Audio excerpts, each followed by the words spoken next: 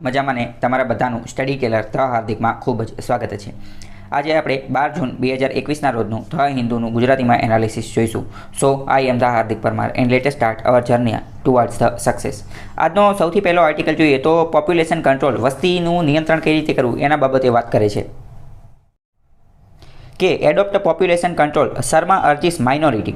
આજે population control જે છે એનો ઉપયોગ કરવો જોઈએ, એટલે કે વસ્તીને નિયંત્રણમાં રાખવું જોઈએ એવું શર્મા કહી રહ્યા છે। કોને? તો કે માઇનોરિટીને, લઘુમતી જાતિના લોકો જે છે એવું કહી રહ્યા છે। આ શર્મા કોણ છે? આસામ ચીફ મિનિસ્ટર, આસામના જે મુખ્યમંત્રી જે છે એમને એડવાઇસ સલાહ આપેલી છે માઇનોરિટી કમ્યુનિટી એટલે કે જે લઘુમતી જાતિના લોકો જે છે એમને કીધેલું છે કે તમારે પોપ્યુલેશન કંટ્રોલ મેજર લેવા જોઈએ કે જેના એટલે એનો મતલબ શું? એનો મતલબ એમ કે આજે આસામની અંદર માઇનોરિટી લોકો જે છે લઘુમતી લોકો એમને વસ્તી નિયંત્રણમાં રાખવા માટેના, વસ્તી ઘટાડવા માટેના કંઈક પગલાં લેવા જોઈએ। કારણ કે વસ્તી ઘટાડવાનું એમને કાર્ય કરશે તો રિડ્યુસ પોવર્ટી, ગરીબી પણ ઘટાડી શકાશે અને પ્રેશર ઓન લેન્ડ, જમીન ઉપર જે વજન જે છે, જમીન ઉપર જે ભાર આવી રહ્યું છે, દબાણ આવી રહ્યું છે એને પણ ઘટાડી શકશે। આનો મતલબ શું? આનો મતલબ એમ કે એના કારણે શું થશે કે જે કુદરતી સંસાધનોનો જે છે એ પણ ઓછો ઉપયોગ થશે। માની લો કે 10 લોકો, માની લો કે કોઈ એક ગામ છે, એ ગામની અંદર 100 લોકો રહે છે તો 100 લોકોને એ આખું ગામ જે છે એ નેચરલ રિસોર્સિસ, કુદરતી સંસાધનો પૂરી પાડશે। પરંતુ હવે આ 1000 લોકો થઈ જશે તો પછી એ લોકો માટે બધા જે નેચરલ રિસોર્સિસ, કુદરતી સંસાધનો પૂરા પાડવા માટે યોગ્ય છે નહીં। નેચરલ રિસોર્સિસ એટલે શું? તો કે હવાને, પાણીને, જમીનને, આ બધી વસ્તુ, ત્યાંના જે જંગલને, આવી બધી વસ્તુ હશે એટલે કે આ આસામના જે સીએમ, મુખ્યમંત્રી જે છે એણે કીધું માઇનોરિટી લોકોને કે તમારે આ પોપ્યુલેશન કંટ્રોલ, વસ્તીને નિયંત્રણમાં રાખવો જોઈએ। Motivate people to have smaller families, એમણે લોકોને મોટિવેટ કરેલા છે કે તમારે સ્મોલર ફેમિલીઝ એટલે કે નાનું કુટુંબ રાખવું જોઈએ। નાનું કુટુંબ, સુખી કુટુંબ, એ વસ્તુ પર આધાર રાખવું જોઈએ। નાનું કુટુંબને એક રીતે એની માટે એક ટેકનિકલ લેવલે બીજો શબ્દ પણ છે ન્યુક્લિયર ફેમિલી। ન્યુક્લિયર ફેમિલીનો મતલબ પણ એ થાય કે પતિ પત્ની, 2 વ્યક્તિ અને એમના 2 બાળકો, તો આને કહેવાય nuclear family. Reacting to the criticism of his government's drive to free state on land from encroachment. હવે આમના સીએમ એવું કીધું છે કે અહીંયા ઘણી બધી વાર એવું જોવા મળતું હોય છે કે એન્ક્રોચમેન્ટ, જમીનની ઉપર અતિક્રમણ થતું હોય છે। તો અતિક્રમણ થતું હોય છે, ઘણા બધા લોકો ઇલીગલ ઓક્યુપેશન ઓફ લેન્ડ, અમુક એવી જમીન હોય કે જે ટેમ્પલ એટલે કે મંદિરની હોય, સત્રાસ એટલે કે મોનેસ્ટરીઝ, મોનેસ્ટરીઝનો મતલબ શું થાય? મોનેસ્ટરીઝનો મતલબ થાય આશ્રમ, અમુક આશ્રમની જમીન હોય, અમુક ફોરેસ્ટ, જંગલની જમીન હોય, આ બધી અમુક જમીન હોય, અહીંયા ઘણા બધા લોકો એન્ક્રોચમેન્ટ કરી દેતા હોય છે, અતિક્રમણ કરી દેતા હોય છે। તો આવું શા માટે થાય છે? એમનું એવું કહેવાનું થાય છે અહીંયા આસામના સીએમનું કે આવું જે છે એ વસ્તી વધારાના કારણે થાય છે અને ગરીબીની અંદર પણ લોકો એટલા જ કારણે જતા રહે છે। એટલે માઇનોરિટી લોકો, લઘુમતી લોકો જે છે એમને વસ્તીને નિયંત્રણમાં, કંટ્રોલમાં રાખવી જોઈએ। ઇન્સ્ટેડ ઓફ ક્રિટિસાઇઝિંગ ધ ગવર્મેન્ટ, એમને એવું કીધું કે સરકારની ટીકા કરવાની બદલે અમુક જે ઓર્ગેનાઇઝેશન છે જેમ કે AIUDF, all India United democratic fund, અને AMSU, AAMSU, all India, all Assam minority student, આ બધા જે છે એમને લોકોને મોટિવેટ કરવા જોઈએ કે એમને જે છે સ્મોલર ફેમિલી, નાની ફેમિલી જે છે એની અંદર રહેવું જોઈએ એવું એમને કીધેલું હતું। અને પોપ્યુલેશનને ચેકને, કંટ્રોલને એ બધામાં રાખવી જોઈએ, જે લાંબા ગાળે પણ સારી વસ્તુ છે। સ્ટેટ ગવર્મેન્ટ, રાજ્ય સરકાર જે છે એ work toward educating the woman, આ રાજ્ય સરકાર એવું કામ કરી રહી છે કે જેના કારણે મહિલાઓને એજ્યુકેશન, શિક્ષણ આપવામાં આવે। કારણ કે મહિલાઓ એકવાર શિક્ષિત થઈ જશે તો પછી એમને ખબર પડી જશે કે ફેમિલી પ્લાનિંગ કઈ રીતે કરવું, પોપ્યુલેશનને કંટ્રોલમાં કઈ રીતે રાખવી અને આ આખા ઇસ્યુને કઈ રીતે ટેકલ કરવામાં આવે એ બધું ખબર પડી જશે, બરાબર। આ મેઇન્સ પેપર 1 માટે અતિ મહત્વનો ટોપિક બની જાય છે। મેઇન્સની અંદર ગમે એક ક્વેશ્ચન પૂછાઈ શકે છે, પ્રિલિમ્સમાંથી પણ અલગ અલગ ક્વેશ્ચન પૂછાઈ શકે। હવે આપણે બીજી વાત કરીએ, પોપ્યુલેશન એન્ડ એસોસિએટેડ ઇસ્યુ એટલે કે વસ્તી સંબંધિત અમુક બાબત જોઈએ। પોપ્યુલેશન એક્સપ્લોઝન, આ એક ટેકનિકલ વર્ડ છે, આ તમે સમજી શકો છો। પોપ્યુલેશન એક્સપ્લોઝન એનો મતલબ શું? એટલે કે વસ્તીની અંદર ધરખમ વધારો, જેને એકદમ ગુજરાતીમાં કહેવાય વસ્તી વિસ્ફોટ। વસ્તી વિસ્ફોટ એટલે કે વસ્તીની અંદર ધરખમ વધારો થઈ જાય। વુડ ઇરિવર્સેબલી ઇમ્પેક્ટ ઇન્ડિયાઝ એન્વાયરમેન્ટ, વસ્તી વધારાના કારણે, વસ્તી વિસ્ફોટના કારણે ભારતનું જે પર્યાવરણ જે છે અને નેચરલ રિસોર્સિસ, કુદરતી સંસાધનો, જમીન, હવા, પાણી, આ બધી વસ્તુ ઉપર જે છે એનું એક્સપ્લોઇટેશન, એનું દોહન ખૂબ વધી જાય છે, એનો ઉપયોગ જે છે એ ખૂબ વધી જાય છે।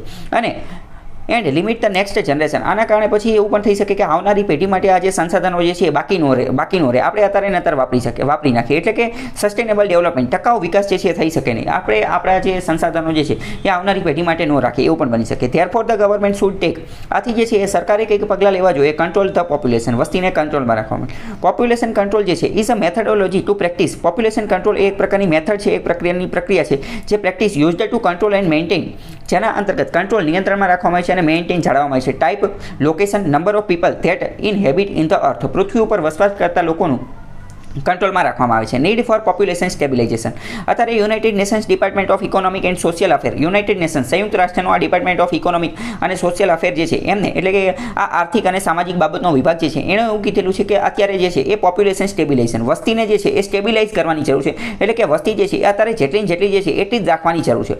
અત્યારની વાત કરીએ તો આખા વિશ્વની અંદર 7 બિલિયન જેટલી વસ્તી છે, બરાબર, 7 બિલિયન જેટલી વસ્તી છે, બરાબર। અને એવું પણ કીધું કે ભારતની વસ્તી જે છે આ 7 બિલિયન મેં તમને જે કીધું એ આખા આખા વિશ્વની વસ્તી છે ધીમે ધીમે 8 બિલિયન સુધી પણ પહોંચી જશે. ભારતની વસ્તીની વાત કરીએ તો ભારતની વસ્તી 2030 સુધીમાં 1.5 બિલિયન જેટલી થતી રહેશે અને 2050 સુધીમાં 1.64 બિલિયન જેટલી જતું રહેશે. એટલે યુનાઇટેડ નેશન્સનો આજે department of economic and social affair એણે એમ કીધું કે પોપ્યુલેશન વસ્તીની અંદર સ્ટેબિલાઇઝેશન નિયંત્રણ હવે એને અટકાવી દેવાની જરૂર છે. This would make India become the largest populous country overtaking China. એટલે કે ત્યાં સુધીમાં તો ભારતે ચીનને પણ ઓવરટેક કરી લીધેલું છે અને ભારતમાં સૌથી વધુ વસ્તી હશે. અત્યારે ભારતની અંદર જોઈએ તો 16% વિશ્વની વસ્તી છે. વિશ્વની 16% વસ્તી જે છે ભારતની અંદર વસે છે. જ્યારે ભારતનો જે આપણે જમીનનો એરિયા જોઈએ, જમીનનો એરિયા ભારતના ક્ષેત્રફળનો આખા વિશ્વની સરખામણીએ વાત કરીએ તો ખાલી જમીનનો આપણી પાસે 2.45% જ છે અને પાણીની વાત કરીએ તો પાણીનો ખાલી આપણી પાસે 4% હિસ્સો છે. હવે આ વાક્ય જે છે અતિ મહત્વનું છે. એટલું મહત્વનું છે કે તમે કોઈ પણ મેઇન્સ એક્ઝામ લખતા હોય અને એના ઘણા બધાની અંદર તમે આ ઇન્ટ્રોડક્શન તરીકે આનો ઉપયોગ કરી શકો છો. કઈ રીતે? જેમ કે જો પહેલાં તો આપણે અત્યારે વાત કરીએ પોપ્યુલેશન વસ્તીની વાત કરીએ તો વસ્તીની વાતની અંદર આપણને ખબર પડી જાય કે ભારતની અંદર વિશ્વની 16% વસ્તી છે પરંતુ એની સરખામણીએ જમીન તો ખાલી 2.45% છે. તો ભારત આટલા બધા લોકોને એ બધાને ઘર ક્યાં આપશે? એ બધાને સાચવશે ક્યાં? એ બધાને રાખશે ક્યાં? બીજી વસ્તુ ભારતની અંદર વિશ્વની 16% વસ્તી છે જ્યારે પાણી ખાલી વિશ્વનું 4% છે. તો બધાને પાણી કઈ રીતે પીવડાવશે? તો એ બધું કુદરતી સંસાધનોને એ બધું કઈ રીતે પ્રોવાઈડ કરશે એ જોવાનું છે. બરાબર. જેમ કે રશિયાની વાત કરીએ તો રશિયા વિસ્તારની દ્રષ્ટિએ વિશ્વનો સૌથી મોટો દેશ છે, વિશ્વનો સૌથી મોટો. પરંતુ રશિયાના ઘણા બધા વિસ્તારો એવા છે કે જ્યાં કોઈ રહેતું જ નથી. કેમ કોઈ નથી રહેતું? કારણ કે ત્યાં રહેવું યોગ્ય નથી. કારણ કે એનું જે ટેમ્પરેચર તાપમાન ને આબોહવાને એ બધું ત્યાં રહેવા માટે અયોગ્ય છે. બરાબર. જેમ કે રશિયાની વાત કરીએ તો રશિયા જે છે એ એક એવો દેશ છે કે જે બે ખંડની અંદર આવે છે, એશિયા ખંડની અંદર અને યુરોપ ખંડની અંદર. તો રશિયાની મોટાભાગની પોપ્યુલેશન વસ્તી જે છે એ યુરોપ ખંડની અંદર જ રહે છે. બરાબર. એશિયા ખંડની અંદર એનો જે ભાગ આવે એની અંદર બહુ ઝાઝા લોકો રહેતા નથી. જ્યારે એનો મોટા ભાગનો ભાગ જે છે રશિયાનો મોટા ભાગનો ભૂભાગ એટલે કે મોટા ભાગનો એનો જમીનનો ટુકડો જે છે એ એશિયાની અંદર છે. એટલે એ મોટા ભાગનો જે ટુકડો જે છે ત્યાં તો કોઈ રહેતું જ નથી. મોટા ભાગના લોકો રહે છે યુરોપવાળા ભાગના અને યુરોપવાળો ભાગ ઓછો છે. તો આ તમે સમજી શકો છો. એટલે કે ઘણો બધો આ એક રીતે જે છે એ પેરાડોક્સ એટલે કે વિરોધાભાસ જે છે એ તમે સમજી શકો છો કે અહીંયા રશિયા ખૂબ મોટો દેશ છે, ત્યાંની વસ્તી જે છે એ પણ પ્રમાણમાં થોડી ઓછી છે અને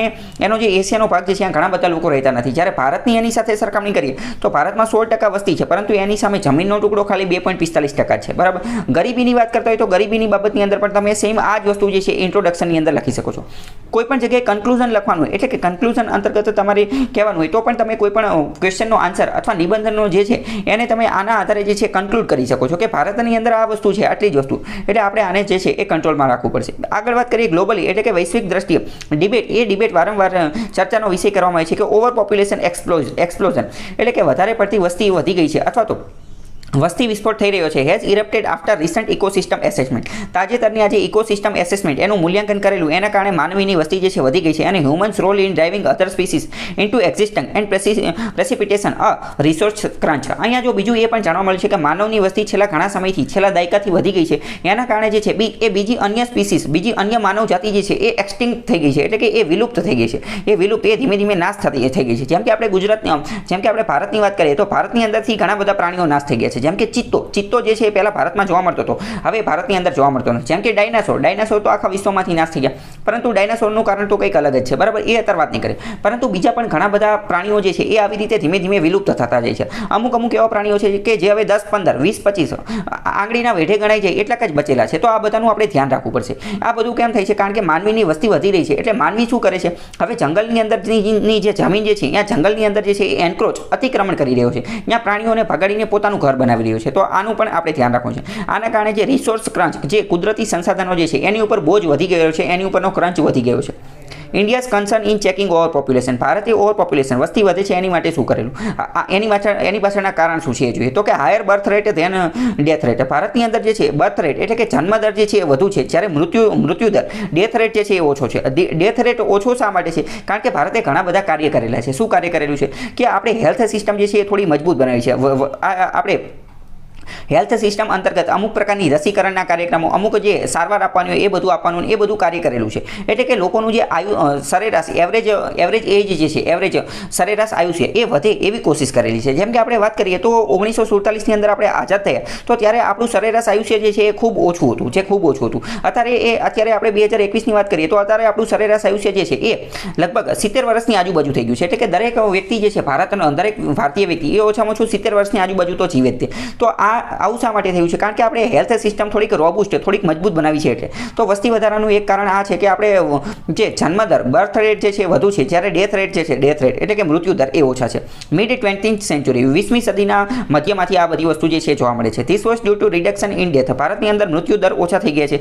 અને મૃત્યુ દર શા માટે ઓછા થઈ ગયા છે? એની પાછળનું કારણ એ કે આપણી હેલ્થ સિસ્ટમ, સ્વાસ્થ્યની સુવિધા જે છે એ થોડીક સારી બનેલી છે. બીજું હેલ્થ કેર ફેસિલિટી, હેલ્થની જે સુવિધાઓ જે છે ફેસિલિટી, એનો પણ એક્સેસ વધી ગયો છે. એટલે કે દરેક લોકો, ગામડાના લોકો પણ જે છે એ આ હેલ્થની સુવિધા સુધી પહોંચી શકે છે. બીજું લેવલ ઓફ એજ્યુકેશન, શિક્ષણ વિશે પણ લોકોને ખબર પડી ગઈ છે. તમને એવું લાગે શિક્ષણને અને હેલ્થને શું લેવા દેવા? તો એને એ લેવા દેવા કે હવે લોકો બીમાર થાય તો ખબર પડે છે કે દવાખાને જવું જોઈએ. પહેલાં ઘણા બધા લોકો અંધશ્રદ્ધાની એની અંદર માનતા હોય તો બીમાર થાય તો એ દવાખાને એવું બધું ન જાય, બરાબર. એટલે કે શિક્ષણને, અવેરનેસને આ બધું વધવાથી જે છે એ હેલ્થ વધી ગયું છે, અથવા એવરેજ એજ અથવા તો સરેરાશ ઉંમર જે છે એ વધી ગઈ છે. પછી પ્રોપર ન્યુટ્રિશન, પૂરતા પોષક તત્વો અને ડાયટને આ બધું મળી રહ્યું છે, એના કારણે પણ આયુષ્ય જે છે વધેલું છે. કારણ કે પહેલાં તમે જોયેલું છે કે નાના બાળકો હજી જન્મ થયેલો હોય તો ન્યુટ્રિશન, પૂરતા પોષક તત્વો નહીં મળવાના કારણે ઘણા બધા લોકોના મૃત્યુ થતા હતા, ઘણા બધા બાળકોના મૃત્યુ થતા હતા. હજી પણ થાય છે, પરંતુ એના પ્રમાણની અંદર ઘટાડો થયો છે. શું થયું છે? એમાં પ્રમાણ ઘટેલું છે. બીજી, ભારતની વસ્તી શા માટે વધી રહી છે? બીજું કારણ જોઈએ તો પોવર્ટી એન્ડ ઇલિટરસી, ગરીબીના કારણે જે છે આપણી વસ્તી વધી રહી છે. તમને એવું લાગે ગરીબીના કારણે કઈ રીતે? તો ગરીબી હોય એટલે એમને એજ્યુકેશન એવું બધું હોતું નથી, ફેમિલી પ્લાનિંગ એવું બધું હોતું નથી, એટલે એમને જે છે એ વધુ વધુ વસ્તી પ્રાપ્ત કરતા હોય છે. ઇલિટરસીનો મતલબ શું થાય? ઇલિટરસીનો મતલબ થાય કે અસાક્ષરતા. જે અસાક્ષરતાનું પ્રમાણ જે છે આપણે વધી છે, એટલે કે લોકો ભણેલા નથી, એના કારણે જે છે વધુ વધુ બાળકો જે છે પેદા કરે છે. Population growth is more concentrated in economically weaker section of society. આપણે સોસાયટી, સમાજની અંદર જે આર્થિક રીતે જે નબળા લોકો જે છે, આર્થિક રીતે જે નબળા લોકો જે છે એની અંદર છે, અને જે ગરીબ દેશો છે, અથવા તો ભારત દેશની વાત કરીએ તો ભારત દેશની અંદર જે પુઅર રિજિયન, જે ગરીબ પ્રદેશ છે, ગરીબ પ્રદેશ, ત્યાં વસ્તી વધારે જોવા મળે છે. જેમ કે વાત કરો યુપી, બિહારની અંદર, યુપીની અંદર તો સૌથી વધુ વસ્તી છે. ઉત્તર પ્રદેશની અંદર, ભારતના વસ્તીની દ્રષ્ટિએ સૌથી વધુ વસ્તી ધરાવતું રાજ્ય એ છે, બરાબર. તો એ જગ્યાએ જે છે એ ગરીબ રાજ્યો કહેવામાં આવે છે, એનો પ્રદેશ પણ ગરીબ છે. ફિમેલ ઇલિટરસી એટલે કે મહિલાઓની અંદર જે અસાક્ષરતાનું પ્રમાણ જે છે એ સૌથી વધારે છે, બરાબર. કારણ કે બાળકને જન્મ કોને આપવાનો છે? બાળકને જન્મ આપવાનો છે મહિલાએ. તો મહિલાને જો લિટરેટ એટલે કે સાક્ષરતા આપવામાં આવશે, મહિલાની અંદર જો જાગૃતિ લાવવામાં આવશે, મહિલાને જો એજ્યુકેશન પ્રોવાઈડ કરવામાં આવશે, તો આ બધું અટકાવી શકાશે. તો આ બીજું એક કારણ થઈ ગયું કે ફિમેલ ઇલિટરસી, મહિલાઓની અંદર શું અસાક્ષરતાનું પ્રમાણ છે? મહિલાઓની અંદર અસાક્ષરતાનું પ્રમાણ છે. 2011ના વસ્તી ગણતરી પ્રમાણે જોઈએ તો 39% મહિલા એવી છે કે જે અસાક્ષર છે, એટલે કે ભણેલી ગણેલી નથી. This result in lack of knowledge. આના કારણે મહિલાઓની અંદર જે છે એ નોલેજ, જ્ઞાન હોતું નથી. કોનું જ્ઞાન હોતું નથી? કે કોન્ટ્રાસેપ્ટિવનો ઉપયોગ કરીએ, એટલે કે ગર્ભ નિરોધક ગોળીઓનો એ બધાનો ઉપયોગ કરી. Consequence of frequent child birth, આના પરિણામે, કોન્સિક્વન્સ એટલે પરિણામ, આ કોન્ટ્રાસેપ્ટિવ ગર્ભ નિરોધક ગોળીને એ બધી વસ્તુનો ઉપયોગ કરતા નથી. એના પરિણામ સ્વરૂપે ફ્રીક્વન્ટ ચાઇલ્ડ બર્થ, વારંવાર જે છે એ બાળકોનો જન્મ થઈ જાય છે, અને રિપ્રોડક્ટિવ રાઇટ્સ, આ પ્રકારે વસ્તી જે છે એ વધતી જાય છે. ટૂંકમાં તમારે શું યાદ રાખવાનું છે? હવે આ આખો ટોપિક જે છે એ મેઇન્સ માટે અતિ મહત્વનો છે. જીપીએસની અમુક પરીક્ષાઓની મેઇન્સની તારીખો જે છે એ પણ આવી ગઈ છે, તો એની મેઇન્સની પરીક્ષાઓ પણ તમારે આવેલી હશે, બરાબર. તો હવે જો આમાં વાત કરીએ તો આ ક્વેશ્ચન નિબંધ સ્વરૂપે પણ તમારે પૂછાઈ શકે છે. તો આની અંદર તમારે અલગ અલગ ફોલ્ડર પોઈન્ટ જે છે, અલગ અલગ બુલેટ પોઈન્ટ, એ પોઈન્ટ તમારા મગજની અંદર એક્ઝેક્ટ યાદ હોવા જોઈએ કે આ પ્રકારનો ક્વેશ્ચન પૂછાશે તો મારે આ પોઈન્ટ ઉપર તો લખવાનું છે. તો પહેલો જ પોઈન્ટ તમને ખબર હોય છે કે ઓવર પોપ્યુલેશન, ભારતની અંદર વસ્તી વધુ છે, એનું કારણ શું છે? તો પહેલું કારણ આ છે કે જન્મદર વધુ છે, મૃત્યુ દર ઓછો છે. બીજું કારણ શું છે? તો કે પોવર્ટી, ગરીબી. ત્રીજું કારણ શું છે? તો કે ઇલિટરસી, અસાક્ષરતા. ચોથું કારણ શું છે? તો કે ફિમેલ ઇલિટરસી, ભારતની અંદર મહિલાઓની અંદર જે અસાક્ષરતાનું પ્રમાણ વધુ છે. કેટલું વધુ છે? તો કે 2011ની વસ્તી ગણતરી પ્રમાણે જે છે 39% છે. તો આવા અમુક કારણ જે છે એ તમે લખી શકો છો. યુનાઇટેડ નેશન્સનો આપણે હમણાં સોશિયલ અને ઇકોનોમિક ડિપાર્ટમેન્ટનો જે ડેટા જોયો એ પણ તમે લખી શકો છો. બીજી વાત કરીએ ભારતની અંદર આજે ફેમિલી પ્લાનિંગ એટલે કે વસ્તી નિયંત્રણ અથવા તો પરિવાર નિયોજન, ફેમિલી પ્લાનિંગને ગુજરાતીમાં શું કહે? પરિવાર નિયોજન, ફેમિલી પ્લાનિંગ, એનો મતલબ શું? એનો મતલબ એમ કે પતિ પત્ની, હસબન્ડ એન્ડ વાઇફ જે છે એ પહેલાં જ પ્લાનિંગ કરીને રાખે કે આપણે કેટલા બાળકને જન્મ આપવાનો છે, ક્યારે આપવાનો છે, તો આને કહેવાય ફેમિલી પ્લાનિંગ. અને બીજા અમુક પ્રકારના સોશિયલ ફેક્ટર, સામાજિક મુદ્દાઓ પણ જોવા મળે છે. More children are preferred in order to take care of parents in old age. ઘણા બધા જે છે હસબન્ડ એન્ડ વાઇફ અથવા તો ઘણા અમુક વ્યક્તિ હોય એમનું એવું માનવાનું થતું હોય, એમના મગજની અંદર એવું ભરાઈ ગયેલું હોય કે વધુ બાળક હોવા જોઈએ, આપણે વધુ બાળક હોવા જોઈએ, 5, 10, 15, 20 બાળકો તો હોવા જોઈએ. એના કારણે શું થાય? તો કે આપણે ઓલ્ડ એજ એટલે કે આપણે જ્યારે વૃદ્ધ થશું ત્યારે આપણી સાર સંભાળ રાખવા માટે, ટેક કેર રાખવા માટે, આપણી સાર સંભાળ રાખવા માટે આપણા જે બાળકો જે છે આપણું મદદ કરશે. આપણને વૃદ્ધાશ્રમમાં એ બધા નહીં મૂકે, કારણ કે એક બાળક છે, માની લો કે એકાદો બાળક જે છે કપાતર પાકી ગયો, બરાબર, એટલે કે સારું આપણું ધ્યાન ના રાખતો, તો બીજા 1-2 તો ધ્યાન રાખશે, એવું અમુક લોકો જે છે માનતા હોય. બીજું મેલ ચાઇલ્ડ પ્રિફર્ડ, મોટે ભાગે આ પણ એક વસ્તુ જોવા મળે છે કે ઘણી બધી વાર જે છે એ પુત્ર ઘેલછાની અંદર, એટલે કે મેલ ચાઇલ્ડ, જે આપણી સોસાયટી જે છે એ પિતૃ પ્રધાનાત્મક છે. પેટ્રિયાર્કલ સોસાયટી છે, એટલે કે પિતૃપ્રધાનાત્મક સોસાયટી છે. તો આના અંતર્ગત હંમેશા જે છે એ એવું લાગતું હોય છે કે મારે એક પુત્ર તો હોવો જોઈએ, એક દીકરો તો હોવો જોઈએ, એક દીકરો તો હોવો જોઈએ. તો આના કારણે શું થાય કે પહેલું બાળક હોય હવે એ બાળકી હોય એટલે કે છોકરી હોય, બરાબર, બીજું બાળક હોય તો એ છોકરી હોય, ત્રીજું બાળક હોય તો પછી જ્યાં સુધી પુત્ર આવે નહીં ત્યાં સુધી બાળક જે છે એની પ્રાપ્તિ કરતા થાય. તો આના કારણે મેલ ચાઇલ્ડ જે છે એ વારંવાર એની પ્રિફરન્સ કરતા હોય છે, એટલે કે ચાઇલ્ડ બર્થને મેલ ચાઇલ્ડ, જ્યાં સુધી મેલ ચાઇલ્ડ બોર્ન ન થાય, એટલે કે જ્યાં સુધી બાળકની પ્રાપ્તિ ન થાય ત્યાં સુધી જે છે એ બાળક પેદા કરતા હોય છે.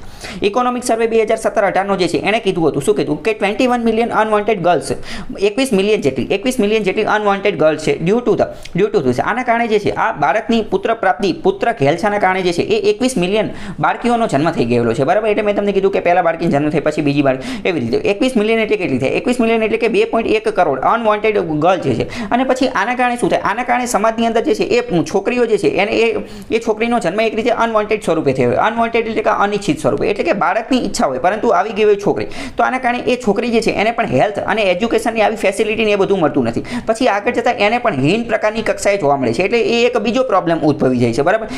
એક પ્રોબ્લેમ તો છે જ, પોપ્યુલેશનનો પ્રોબ્લેમ અત્યારે આપણે એની સાથે તો ડીલ કરી રહ્યા છીએ, પરંતુ એની અંદરનું આ એક કારણ જે છે અનવોન્ટેડ ગર્લ્સ, તો એના કારણે બીજી પણ અલગ અલગ સમાજની અંદર સમસ્યાઓ જે છે એ જોવા મળે છે. બીજી વાત કરીએ તો છેલ્લા 8 વર્ષની અંદર જોઈએ, છેલ્લા 8 વર્ષની અંદર કોન્ડમનો પ્રયોગ જે છે એ ઘટી રહ્યો છે. કેટલો? તો કે 52% જેટલો ઘટી રહ્યો છે. અને આ વાસેકોટોમી છે, વાસેકોટોમીનો મતલબ શું થાય? તો વાસેકોટોમી એ જે છે એ એક પ્રકારનું ઓપરેશન છે જેના અંતર્ગત જે છે એ બાળક નો રહે એ પ્રકારનું ઓપરેશન કરવામાં આવે છે. ફેલ ટુ 73%, એની અંદર પણ 73%નો ઘટાડો જોવા મળે છે. આવો બધો ડેટા ક્યાંથી મળે છે? તો કે નેશનલ ફેમિલી હેલ્થ સર્વે 2015 અંતર્ગત આ મળે છે. અને આના કારણે ફેમિલી પ્લાનિંગ પ્રોગ્રામ જે છે એ અસફળ રહ્યા હોય એવું લાગે છે, ફેલ થયેલા એવું રાખે. TFR આ એક અતિ મહત્વનો ડેટા છે. પ્રિલિમ્સની અંદર પણ ડાયરેક્ટ પ્રશ્ન પૂછે છે કે TFR શું છે, ટોટલ ફર્ટિલિટી રેટ શું છે. ટોટલ ફર્ટિલિટી રેટને એનો મતલબ એમ કે કોઈ પણ માતા જે છે, કોઈ પણ મહિલા જે છે, કોઈ પણ મહિલા એ પોતાના સમગ્ર જીવનકાળ દરમિયાન કેટલા બાળકને જન્મ આપી શકે છે. કોઈ પણ મહિલા જે છે એ પોતાના સમગ્ર જીવનકાળ દરમિયાન કેટલા બાળકને જન્મ આપી શકે છે એને કહેવાય ટોટલ ફર્ટિલિટી રેટ. ભારતની અંદર આજે ટોટલ ફર્ટિલિટી રેટ જે છે એ 2.1 છે, 2.1. અને આને જે છે એક રીતે કોલ્ડ ધ રિપ્લેસમેન્ટ રેટ, એને જે છે રિપ્લેસમેન્ટ રેટ્સ કહી શકાય છે. 2016ની અંદર TFR ભારતની અંદર 2.3 હતો, જે છે એ ઘટી ગયો છે. પુઅરેસ્ટ. હવે બીજી વાત કરીએ TFR જે છે એ આજે 2.1 જે છે એ તો એવરેજ છે, પરંતુ અમુક રાજ્ય એવા છે, બિહારની અંદર તો 3.2% જેટલો છે, ઉત્તર પ્રદેશની અંદર 3.1 છે, ઝારખંડની અંદર 2.7 છે. તો આટલો હોવો જોઈએ નહીં, બરાબર, ઓછો. આને જે છે TFR એને ઘટાડવાની જરૂર છે. આ બિહાર અને યુપીની અંદર તો 3 જેટલો છે, તો એ સારી વસ્તુ કહેવાય. તમે હવે ગમે ત્યારે આન્સર લખતા હોય તો આ TFR ટોટલ ફર્ટિલિટી રેટ એના આંકડા વિશે તમારે ખાસપણે એનો ઉલ્લેખ કરવો પડે. ગરીબ ઘરવાળા જે છે એટલે કે પુઅરેસ્ટ હાઉસહોલ્ડ, એનો જે TFR જે છે ટોટલ ફર્ટિલિટી રેટ એટલે કે 3.2ની આજુબાજુનો જોવા મળે છે. જ્યારે એફ્લુએન્ટ ફેમિલી એટલે કે જે અમીર લોકો જે છે, ધનાઢ્ય લોકો જે છે, એનો TFR જે છે એ 1.5 જેટલો જોવા મળે છે. તો મતલબ કે અહીંયા એ પણ જોવા મળે છે કે કોઈ પણ કુટુંબ જે છે એની જે આર્થિક પરિસ્થિતિ જે છે એટલે કે પૈસા ટકાની દ્રષ્ટિએ આપણે જોઈએ તો એના આધારે પણ ખ્યાલ આવે છે કે એનો TFR ટોટલ ફર્ટિલિટી રેટ કેટલો છે. એટલે કે ગરીબોની અંદર જોઈએ તો TFR ટોટલ ફર્ટિલિટી રેટ વધુ છે, જ્યારે અમીરોની અંદર જે છે એ ઓછો છે. તો આ પ્રકારનું સ્ટેટમેન્ટ જે છે એ પણ તમને પૂછી શકે છે. બીજી વાત કરીએ કે high youth unemployment and demographic disaster. બીજી વાત કરીએ કે ઘણા બધા યુવાનો એવા છે કે જે અનએમ્પ્લોયમેન્ટ એટલે કે બેરોજગાર છે, જ્યારે ડેમોગ્રાફિક ડિઝાસ્ટર એના કારણે ઉદ્ભવી જાય છે. 28% પોપ્યુલેશન જે છે ભારતની અંદર એ કેવી છે તો કે યુથ છે, એટલે કે એ 15 થી 29 વર્ષની વચ્ચેની છે. Which is highest in the world. Bharat જે છે એ વિશ્વની અંદર સૌથી વધુ યુવાન ધરાવતો દેશ છે, પરંતુ આપણે આ યુવાનનો યોગ્ય રીતે ઉપયોગ કરી શકતા નથી. જો આપણે આ યુવાનનો યોગ્ય રીતે ઉપયોગ કરીએ તો ભારત દેશ જે છે એને વર્લ્ડ ગુરુ, વિશ્વનો જે લીડર જે છે એ બનતા કોઈ રોકી શકે નહીં. પરંતુ ભારતની અંદર વાંધો શું છે? આપણા જે આ યુવાનો જે છે એની પાસે સ્કિલ નથી. આપણા યુવાનોની વાત કરીએ તો કોની અંદર હોય તો કે PUBGની અંદર હોય, ઇન્સ્ટાગ્રામની અંદર હોય, રીલ્સ બનાવતા હોય, વિડીયો બનાવતા હોય, આની અંદર જ હોય. પરંતુ એમને પણ જો યોગ્ય રીતે સ્કિલને એવું બધું આપવામાં આવશે, સ્ટાર્ટઅપને એવું બધું શરૂ કરવામાં આવશે. તમે એક વસ્તુ વિચારો કે એવું ખાલી નક્કી કરી દેવામાં આવે કે ભારતની અંદર જે છે, ભારતની વાત છોડો, ગુજરાત છે, બરાબર, ગુજરાતની અંદર 33 જિલ્લા છે. 33 જિલ્લામાંથી દરેક જિલ્લાની અંદરથી માત્ર ખાલી એક એવું સ્ટાર્ટઅપ શરૂ કરવામાં આવે, કે યુનિકોર્ન સ્ટાર્ટઅપ હોય. એ જે કયું હોય યુનિકોર્ન સ્ટાર્ટઅપ. યુનિકોર્ન સ્ટાર્ટઅપનો મતલબ શું થાય? યુનિકોર્ન સ્ટાર્ટઅપનો મતલબ એવો થાય કે એવું સ્ટાર્ટઅપ કે જે $1 બિલિયન હોય, બરાબર, $1 બિલિયન એની માર્કેટ પ્રાઇસ થયેલી હોય, બરાબર. તો હવે માની લો કે ખાલી ગુજરાતના 33 જિલ્લામાંથી દરેક જિલ્લામાંથી ખાલી એક આવું સ્ટાર્ટઅપ, એક યુનિકોર્ન સ્ટાર્ટઅપ બનાવવાની કોશિશ કરવામાં આવી તો એ ગુજરાતની અંદરથી ખાલી 33 એવા સ્ટાર્ટઅપ થઈ ગયા.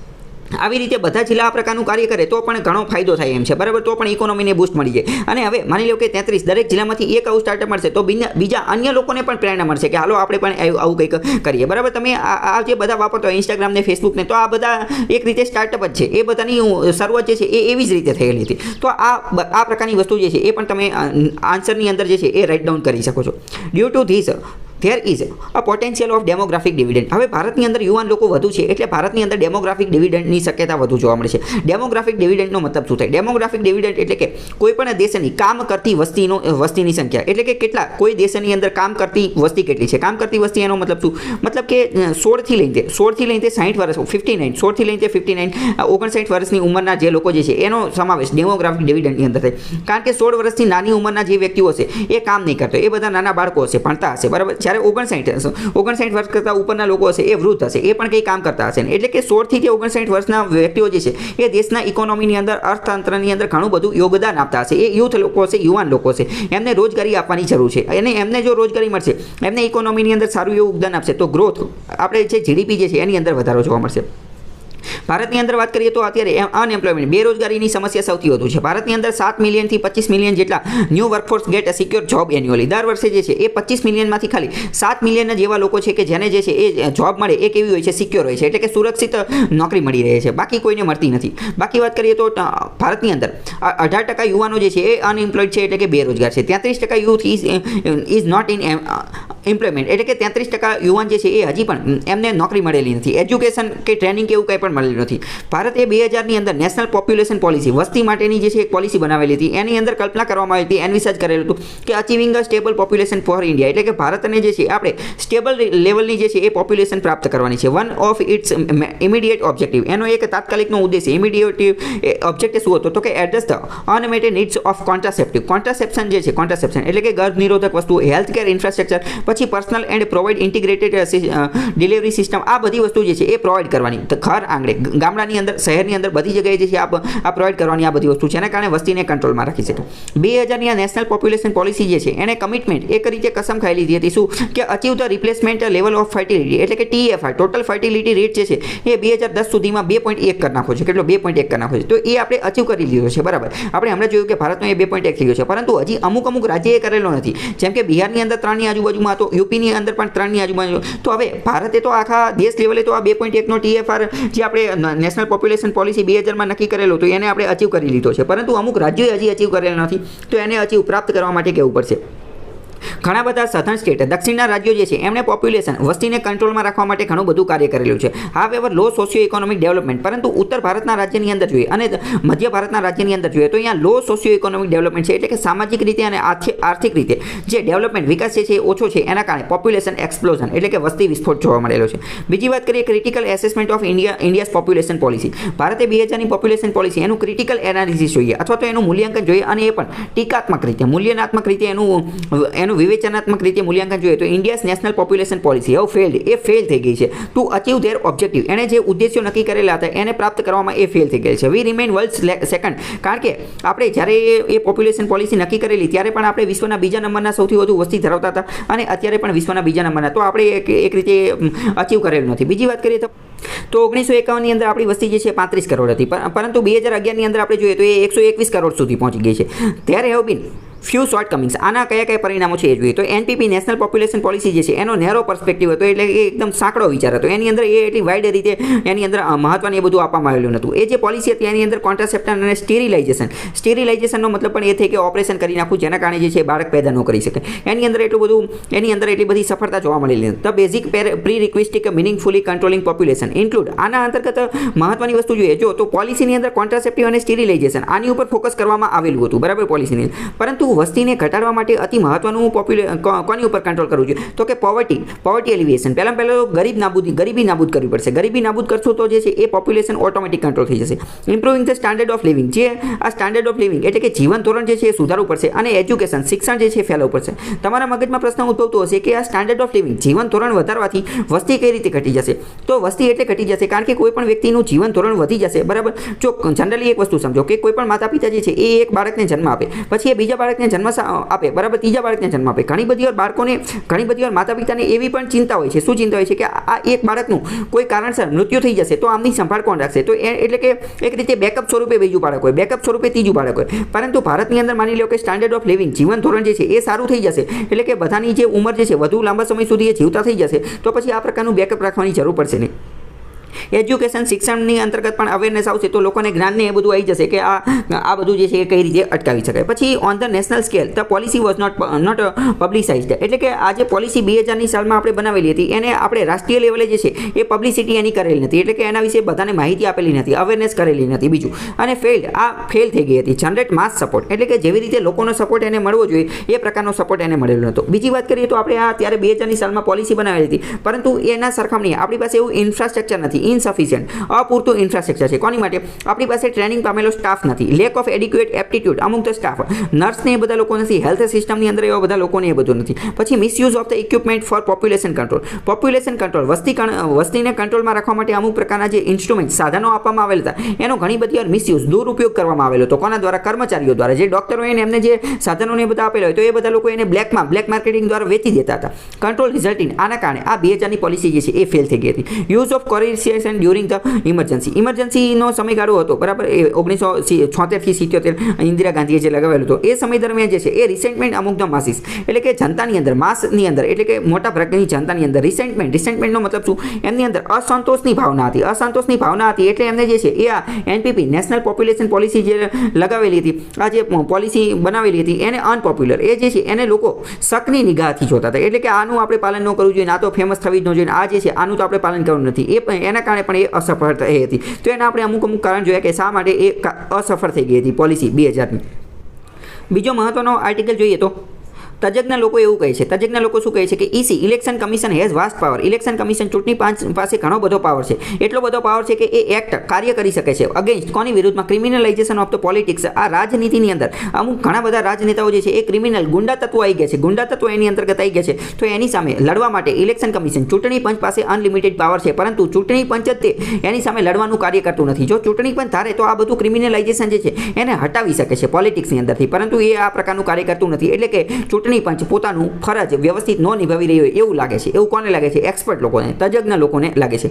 ઇલેક્શન કમિશન, ચૂંટણી પંચ જે છે એ ભારતની અંદર વાત કરીએ તો 324 નંબરના અનુચ્છેદની અંદર આર્ટિકલ 324 બંધારણના 324 નંબરની અંદર એ આપેલી છે. એક રીતે જોઈએ તો ઇલેક્શન કમિશન જે છે એ ભારતની અંદર બંધારણની અંદર એક રીતે વોચડોગ છે. વોચડોગ એટલે કે દેખરેખ રાખવાનું કાર્ય કરે છે અને સુરક્ષા કરવાનું કાર્ય કરે છે. કોની સુરક્ષા રાખવાનું કાર્ય કરે છે? તો કે ડેમોક્રેસી, લોકશાહીની સુરક્ષા જે છે એ ઇલેક્શન કમિશનની અંદર રહી રહી છે. આપણે એક રીતે એવું પણ કહી શકીએ કે election commission is the watchdog of democracy. અહીંયા એવું પણ કહી શકાય કે election commission is the Guardian of the democracy, એટલે કે લોકશાહીનું સંરક્ષક છે. કારણ કે જો ઇલેક્શન કમિશન પોતાનું કાર્ય જે છે એ વ્યવસ્થિત નહીં નિભાવે તો લોકશાહી જે છે એ પડી ભાંગશે. તો અમુક જે લીગલ એટલે કે કાયદાકીય અને પોલિટિકલ એક્સપર્ટ એટલે કે રાજનીતિની અંદર જે એક્સપર્ટ લોકો હોય એ ઇલેક્શન કમિશનને એની ઉપર બ્લેમ ઢોળી રહ્યા છે કે એમને આ પ્રકારનું કાર્યનું. અને આમે તે થોડા સમયથી જોઈએ તો ઇલેક્શન કમિશન ચૂંટણી પંચ ઉપર બ્લેમ જે છે એ વધતા જાય છે. જેમ કે થોડા સમય પહેલા મદ્રાસ હાઈકોર્ટ દ્વારા કીધેલું હતું, શું કીધેલું હતું કે ઇલેક્શન કમિશન જે છે એની ઉપર મૃત્યુદંડનો આરોપ લાગવો જોઈએ. કારણ કે કોરોનાના કારણે જે છે ઘણા બધા કોરોનાના કેસ વધી ગયા, તો એની પાછળનું કારણ ઇલેક્શનનું, ચૂંટણીઓનું જે આયોજન કરેલું, ઇલેક્શન કમિશને જે છે એ આ બધી અલગ અલગ સભા જે છે, સભાને એ બધું થતું હતું, સભાની અંદર ઘણા બધા લોકો આવતા હતા અને સભાની અંદર જે કોવિડની ગાઈડલાઈનનું પાલન નહોતું થતું, બરાબર. તો સભાની અંદર બધી જે રાજનેતાઓની સભા હોય એની અંદર કોવિડની ગાઈડલાઈનનું પાલન થાય એની માટેની જવાબદારી તો ઇલેક્શન કમિશનની હતી અને એણે આ જવાબદારી બખૂબી નિભાવી નથી. એટલે મદ્રાસ હાઈકોર્ટે તો ત્યાં સુધી કહી દીધું હતું કે એની ઉપર મૃત્યુદંડનો જે છે એ કેસ ચાલી જવો જોઈએ.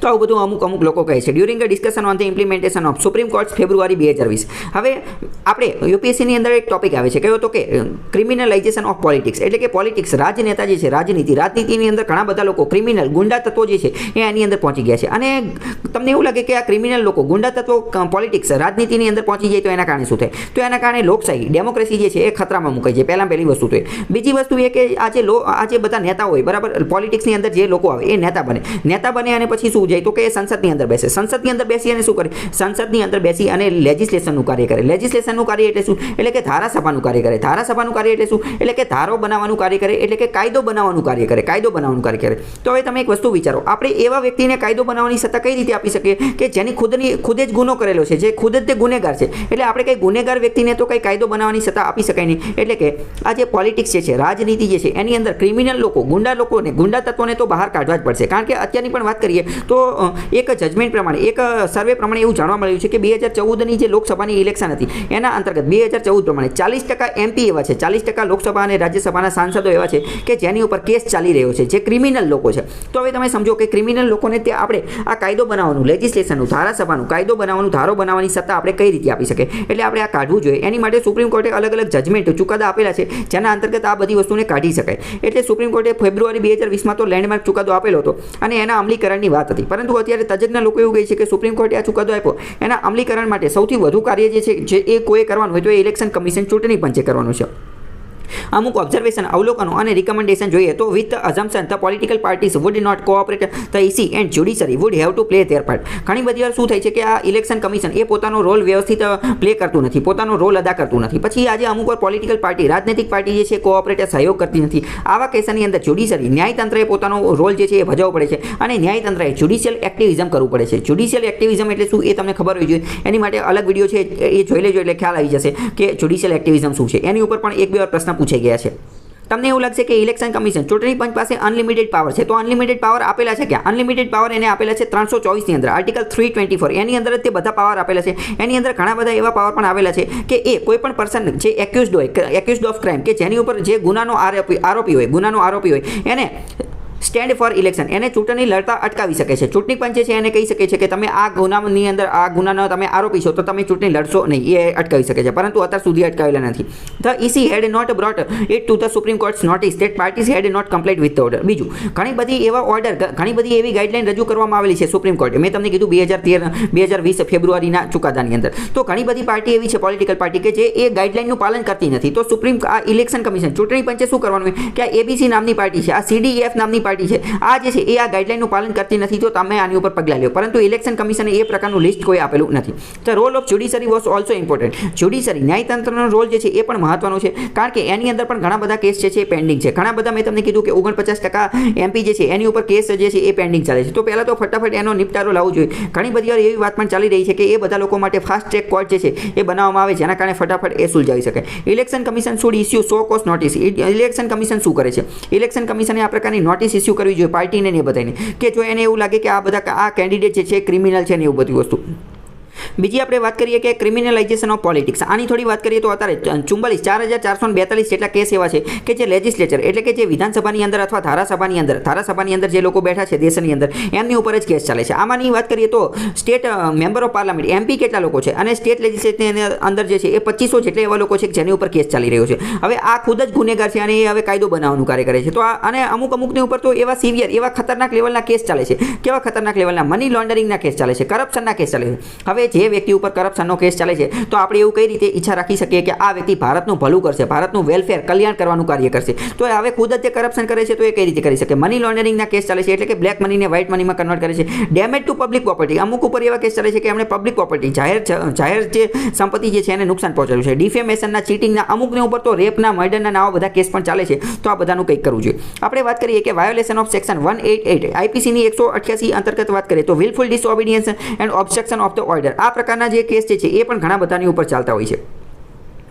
વાત કરીએ કે આ ક્રિમિનલાઇઝેશન, એનું મેઇન રીઝન, એનું મુખ્ય કારણ શું છે? તો એનું મુખ્ય કારણ જે છે કરપ્શન, ભ્રષ્ટાચાર. બીજું છે વોટ બેંક. ઘણી બધી વાર શું થતું હોય કે પાર્ટી જે છે, આ BJP અથવા બીજી કોઈ પણ પાર્ટી જે છે એ અમુક વાર જે છે એ લોકપ્રિય ઉમેદવાર હોય એને ટિકિટ આપી દેતા હોય, પરંતુ પછી ભલે ને એ લોકપ્રિય ઉમેદવાર જે છે એ ક્રિમિનલ હોય તેમ છતાં પણ એને ટિકિટ આપી દે, કારણ કે વોટ બેંકને મનાવવા માટે. પછી લેક ઓફ ગવર્નન્સ. બીજી વાત કરીએ તો આપણે અંદર ભારત દેશની અંદર ગવર્નન્સ, સ્વશાસન જે છે અથવા તો શાસન જે છે એની કમી છે. તો એને પહેલાં તો વ્યવસ્થિત જે છે એ ઠીકાને લગાવવું પડશે.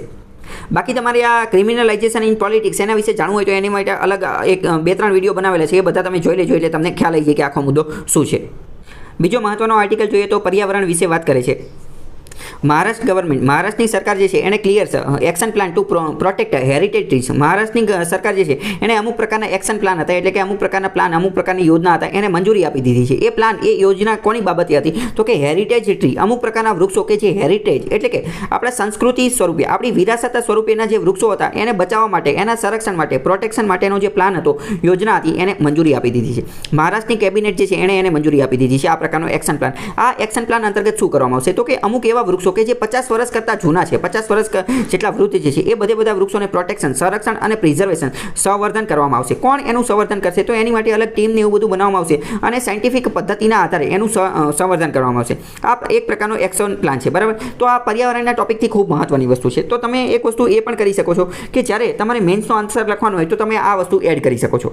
તો મહારાષ્ટ્ર સરકારનો આ જે પ્લાન જે છે આ પ્લાનની અંદર શું આવશે? પ્લાનની અંદર the concept of heritage tree. પહેલાં તો એક કોન્સેપ્ટ બનાવવામાં આવશે કે હેરિટેજ ટ્રી એટલે કે જે 50 વર્ષ કરતાં જૂના વૃક્ષો છે એમાંથી અમુક વૃક્ષને પસંદ કરવામાં આવશે અને એને હેરિટેજ ટ્રી એટલે કે હેરિટેજ વૃક્ષ તરીકેનું ટેગ એવું નામ આપવામાં આવશે, એવું લિસ્ટ આપવામાં, એવું ટાઇટલ આપવામાં. Plan of action for conservation એટલે કે આ જે હેરિટેજ વૃક્ષ છે જેને નામ આપી દીધું એના કન્ઝર્વેશન, એના વિકાસ માટે, જતન માટે અમુક પ્રકારનો પ્લાન ઓફ એક્શન, એક અમુક પ્રકારના એક્શન કાર્ય કરવાનું છે. બીજું method to define age of the tree એટલે કે વૃક્ષ કેટલું જૂનું છે, કેટલી ઉંમર એની થઈ ગઈ છે એની માટેની મેથડ વિકસાવવામાં આવશે. બીજું કોમ્પેન્સેટરી પ્લાન્ટેશન, અમુક પ્રકારનું એવું પ્લાન્ટેશન, અમુક જગ્યાએ એવી જગ્યાએ વૃક્ષો વાવવામાં આવશે કે જે લોકો અહીંયા વૃક્ષો વાવશે એને કોમ્પેન્સેશન આપવામાં આવશે એટલે કે વળતર, પૈસા આપવામાં આવશે. પહેલાં એક વસ્તુ સમજો, કોઈ પણ વસ્તુ સાથે, કોઈ પણ ચીજ સાથે જ્યારે પૈસા જોડાઈ જશે તો લોકો ઓટોમેટિક એ કામ જે છે કરવા માંડશે. તમે સમજો કે તમને કોઈ એમ કહે કે તમે 10 વૃક્ષો જે છે વાવી નાખો અને 10 વૃક્ષોનું જતન કરજો, 1 વર્ષ પછી તમને આટલા પૈસા મળશે, એક વૃક્ષ દીઠ છે જે છે એ તમને 1000 રૂપિયા મળશે. તો તમે ફટાફટ એ કામ કરી નાખશો કારણ કે વાત જે છે એક વૃક્ષના 1000 એટલે કે 10 વૃક્ષના 10,000નો સવાલ છે એટલે, બરાબર. તો અહીંયા પણ કોમ્પેન્સેશન, વળતર આપીને, પૈસા ટકા આપી અને જે છે એ પ્લાન્ટેશન, વૃક્ષારોપણ કરવામાં આવશે. આની અંતર્ગત અમુક રૂલ્સ, નિયમોને પણ જાળવવાના છે, એને પણ ફોલો કરવાના છે. બિફોર હેકિંગ ધ ટ્રીઝ એટલે કે જ્યારે વૃક્ષો કાપતા પહેલાં પણ અમુક નિયમો જાળવવાના છે. Formation of the Maharashtra tree authority, મહારાષ્ટ્રની અંદર એક ટ્રી ઓથોરિટી જે છે બનાવવામાં આવશે. પછી બીજું structure of the local tree authority, local લેવલે ટ્રી ઓથોરિટી બનાવવામાં આવશે અને એની અમુક પ્રકારની ફરજ હશે. કઈ ફરજ હશે? ટ્રી સેન્સસ, વૃક્ષોની વસ્તી ગણતરી કરવામાં આવશે એટલે કે ટોટલ વૃક્ષો કેટલા છે, કઈ જગ્યાએ કેટલા વૃક્ષો છે, એને કઈ રીતે પાણી મળે છે, પાણી મળે છે કે નથી મળતું, વૃક્ષોના પ્રકાર કયા છે કારણ કે વૃક્ષોની અંદર પણ અલગ અલગ પ્રકાર હોય, નાના વૃક્ષો, મોટા વૃક્ષો, જંગલની અંદર આવતો એ બધા. પછી fixing land of tree plantation, અમુક એવી જગ્યા જે છે એ નક્કી કરવામાં આવશે કે આ જગ્યા કે જ્યાં એક પણ વૃક્ષો નથી તો આપણે વૃક્ષો વાવવા જોઈએ. ટ્રી પ્લાન્ટેશન જેને ગુજરાતીમાં કે વૃક્ષારોપણ આપણે અહીંયા કરવું જોઈએ તો એ જગ્યા જે છે એ ફિક્સ કરવામાં આવશે, નક્કી કરવામાં આવશે. ટ્રાન્સપ્લાન્ટેશન ઓફ ટ્રીઝ એટલે કે અમુક વૃક્ષો જે છે એનું ટ્રાન્સપ્લાન્ટેશન કરવાનું હશે એટલે કે એક જગ્યાએથી બીજી જગ્યાએ એને મૂવ કરવાના છે, એ પણ કરી શકાશે. ટ્રી સેસ, અમુક પ્રકારનો દંડ, અમુક પ્રકારનો જે એક પ્રકારનો કર જે છે, એક પ્રકારનો ટેક્સ એ લગાવવામાં આવશે. એ સેસ એટલે કે ટ્રી સેસ અમુક વસ્તુ ઉપર લગાવવામાં આવશે અને સેસ એટલે તો તમને ખબર જ હશે કે જે કોઈ સ્પેશિયલ ટોપિક ઉપર લગાવવામાં આવે તો એને કહેવાય ટ્રી સેસ એટલે કે એમાંથી જે પૈસા ભેગા થાય એ બધા પૈસા જે છે એ વૃક્ષ માટે તે વાપરવામાં આવશે. ફાઇન ટુ બી ચાર્જ, અને જે લોકો એનું ઉલ્લંઘન કરશે એની ઉપર આ ચાર્જ લગાવવામાં આવશે. સ્ટેટ એટલે કે રાજ્ય જે છે એ બીજા અમુક સુધારા પણ કરશે. Maharashtra urban area protection and preservation of tree act, આ બધી વસ્તુ જે છે એ શહેરી વિસ્તારની અંદર વૃક્ષારોપણ થઈ શકે એની માટે કરવામાં આવશે એટલે એની માટેનો કાયદો જે છે એમાં પણ સુધારો કરવામાં આવશે. અને 50 વર્ષ કરતાં વધુ ઉંમરના વૃક્ષો હશે એની ઉપર આ ખાસ કરવામાં આવશે. બીજું આજે ક્લાઇમેટ ચેન્જ ડિપાર્ટમેન્ટ જે છે, ક્લાઇમેટ ચેન્જ ડિપાર્ટમેન્ટ એ આની માટેની ગાઈડલાઇન જે છે એ પણ રજૂ કરશે, એની માટેની ગાઈડલાઇન પણ રજૂ કરશે. કોમ્પેન્સેટરી પ્લાન્ટેશન જે છે એના અંતર્ગત number of trees equivalent to the age of the tree to be cut, અમુક એના નિયમોને એ બધું નક્કી કરવામાં આવશે. Sapling need to be 6 to 8 feet, જે સેપલિંગનો મતલબ શું થાય? સેપલિંગનો મતલબ થાય રોપા. હવે ચોમાસું આવવાનું છે તો જો હવે આ ચોમાસા દરમિયાન જ હવે આમ તો શરૂ થઈ ગયું છે તો આ સમય દરમિયાન જો ઘણા બધા થોડા વૃક્ષો વાવી દેવામાં આવશે તો અત્યારે એને વરસાદને, સૂર્યપ્રકાશને એ બધું મળી રહેશે તો ફટાફટ એનો વિકાસ થઈ શકશે. તો રોપા કેટલા હોવા જોઈએ? તો કે 6 થી 8 ફૂટના તો હોવા જોઈએ, એ એની ગાઈડલાઇન પણ નક્કી કરે છે. ઓપ્શન ફોર મોનેટરી કોમ્પેન્સેશન, પૈસાની દ્રષ્ટિએ પણ એને જે છે કોમ્પેન્સેશન, વળતર મળી રહે એવી પણ જોગવાઈ કરેલી છે. રાજ્ય લેવલની એક ટ્રી ઓથોરિટી બનાવી છે જે આની ઉપરનું ધ્યાન રાખશે, દેખરેખ રાખશે. આ ઓથોરિટી જે છે એ અમુક પ્રકારની ફરિયાદો પણ સાંભળશે, અમુક પ્રકારની પરમિશન પણ આપવામાં આવશે કે to cut 200 or more trees that are 5 or more year old એટલે કે આ જે ઓથોરિટી જે છે આ ઓથોરિટીની પરમિશન લેવી પડશે કે જો 200 અથવા 200 કરતાં વધુ વૃક્ષને ગમે આ કાપવાના છે કોઈ ડેવલપમેન્ટલ વર્ક માટે એટલે કે વિકાસના કાર્ય માટે 200 અથવા 200 કરતાં વધુ વૃક્ષ અને એ પણ 5 વર્ષ કરતાં વધુ ઉંમરના વૃક્ષોને કાપવાના છે તો પહેલાં આમની મંજૂરી લેવી પડશે. આ મંજૂરી આપશે પછી તે વૃક્ષો કાપી શકાશે. લોકલ ટ્રી ઓથોરિટી જે છે એ પણ આ પ્રકારની બોડી બનાવવામાં આવશે જેમાં ટ્રી એક્સપર્ટ એનો સમાવેશ કરવામાં આવશે. બીજી વાત કરીએ તો કોમ્પેન્સેટરી એફોરેસ્ટેશન, એ અતિ મહત્વની ચીજ છે. કામ્પાનું નામ તમે સાંભળેલું હશે, ન સાંભળેલું હોય તો અત્યારે સાંભળી લો. કામ્પાનો મતલબ શું થાય? તો કે કોમ્પેન્સેટરી એફોરેસ્ટેશન મેનેજમેન્ટ એન્ડ પ્લાનિંગ ઓથોરિટી. આના અંતર્ગત એ જ પ્રકારની વસ્તુ જે છે એનું પાલન કરવામાં આવે કે કોઈ પણ જગ્યાએ જે છે કોઈ જંગલવાળો વિસ્તાર હોય અથવા તો ઘણા બધા વૃક્ષો વાળો કોઈ વિસ્તાર હોય અને અહીંયા કોઈ બિઝનેસમેન, કોઈ ઉદ્યોગપતિ, કોઈ વેપારી જે છે એવું કહે કે મારે અહીંયા કંપની બનાવી છે, મોલ બનાવવું છે, ઓલું કરું, પેલું કરું, તો એને શું કહેવામાં આવે? એને એવું કહેવામાં આવે કે તમે કામ્પા અંતર્ગત પહેલાં આ જેટલી જમીન છે આ જેટલી જમીન, એટલી જ જમીનમાં પહેલાં બીજી જગ્યાએ વૃક્ષો વાવો અને એટલા વૃક્ષો કરો, એટલું જે છે એટલું જંગલ પહેલાં અહીંયા તૈયાર કરો અને અહીંયા એ જંગલ તૈયાર થઈ જાય પછી આ જમીન ખરીદવા આવજો, પછી તમે આ જંગલ ખરીદી શકશો. એને કહેવાય કામ્પા, બરાબર. એ પ્રકારનો કાયદો પણ કેન્દ્ર સરકારે બનાવેલો છે. કોમ્પેન્સેટરી એફોરેસ્ટેશન ફંડ જે છે આ પ્રકારનું ફંડ પણ બનાવેલું હતું. કેન્દ્ર સરકારે 2016ની અંદર બનાવેલું હતું. 2018માં એની જાહેરાત કરવામાં આવી હતી કે આની અંતર્ગત જે કોઈ પણ કોમ્પેન્સેટરી આ જે CAF જે છે CAF એના અંતર્ગત કામ્પા અંતર્ગત પૈસા ભેગા થશે અને એનો ઉપયોગ શેમાં કરવામાં આવશે તો કે પ્લાન્ટેશન માટે એટલે કે વૃક્ષારોપણ માટે કરવામાં આવશે.